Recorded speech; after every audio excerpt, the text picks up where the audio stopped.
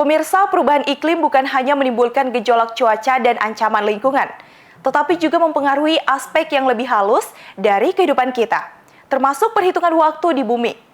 Dalam sebuah penelitian terkini, para ilmuwan menghubungkan perubahan iklim dengan kemungkinan perlambatan rotasi bumi, yang membuka pembahasan tentang leap second dan bahkan potensi adanya detik kabisat negatif.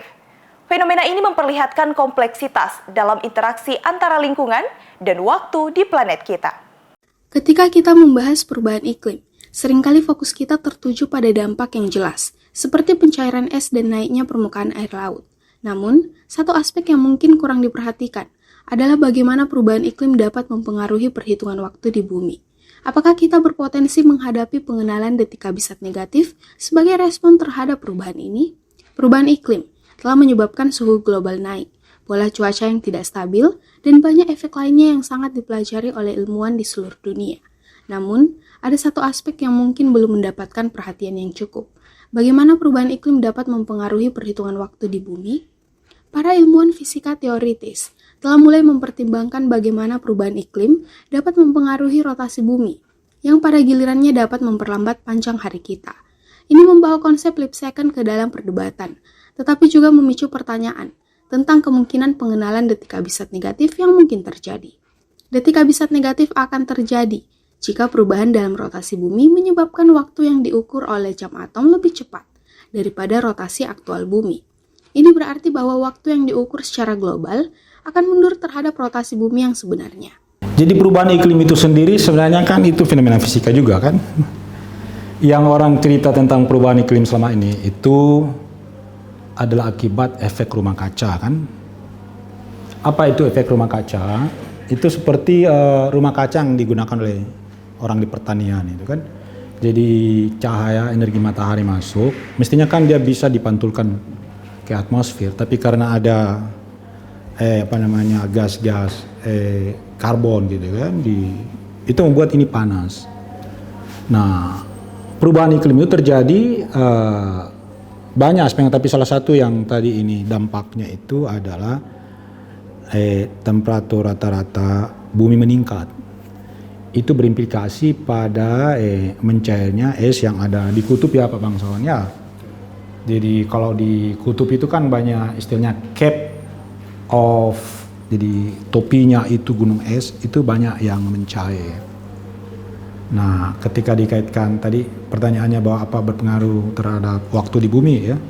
Sebenarnya itu ada sejak dulu istilah leap second ya, leap second. Artinya lompat detiknya ya. Leap itu kan yang lompat. Sudah lama itu dilakukan, yaitu akibat rotasi bumi itu kan tidak benar-benar stabil dalam arti bahwa bulat. Iya bulat dan strukturnya, dan juga tempatnya ketika mengitari matahari itu kan tidak, dia bentuk elips, bukan berupa lingkaran. Ya, sehingga diperkenalkan koreksi terhadap universal time itu ada namanya leap second ya.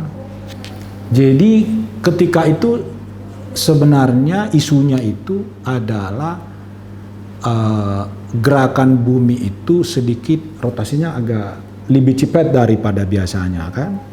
Nah sekarang akibat dari perubahan iklim tadi, temperatur rata-rata bumi meningkat yang tadi berakibat pada mencairnya gunung es ya di kutub.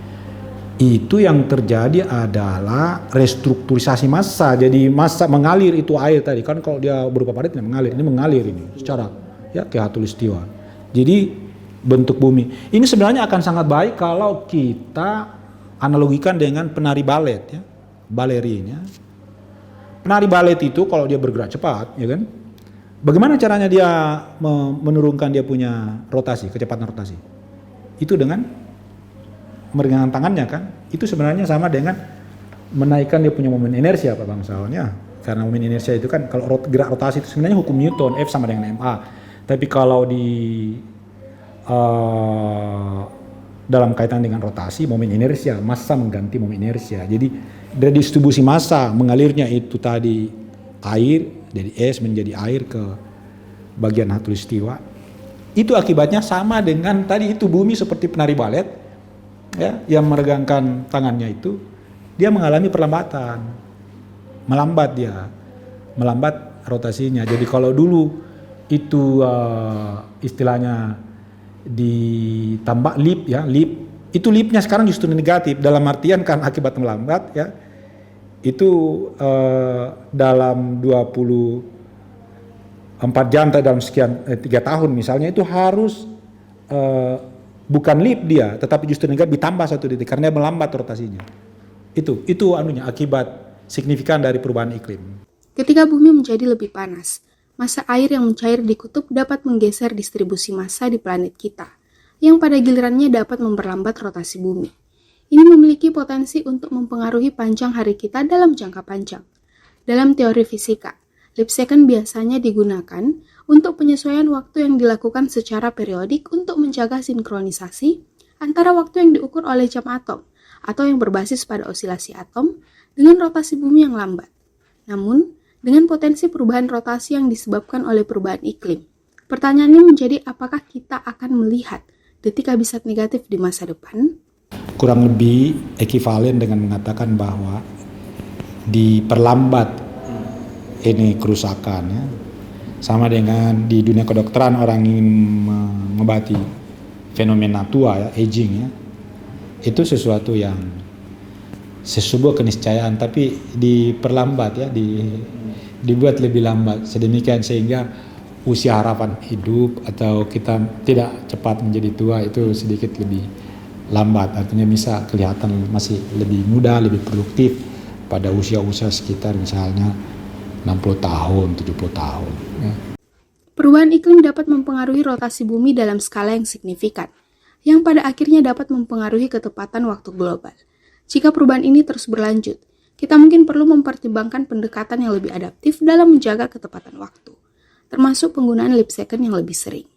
Implikasi dari detik habisat negatif tidak hanya terbatas pada teori fisika, tetapi juga dapat memiliki dampak nyata pada teknologi, sistem navigasi, dan kehidupan sehari-hari. Memahami hubungan antara perubahan iklim dan waktu bukanlah hanya masalah akademis, tetapi juga penting untuk kesiapan kita menghadapi tantangan masa depan. Feni Septiani Samuel, Unhas TV.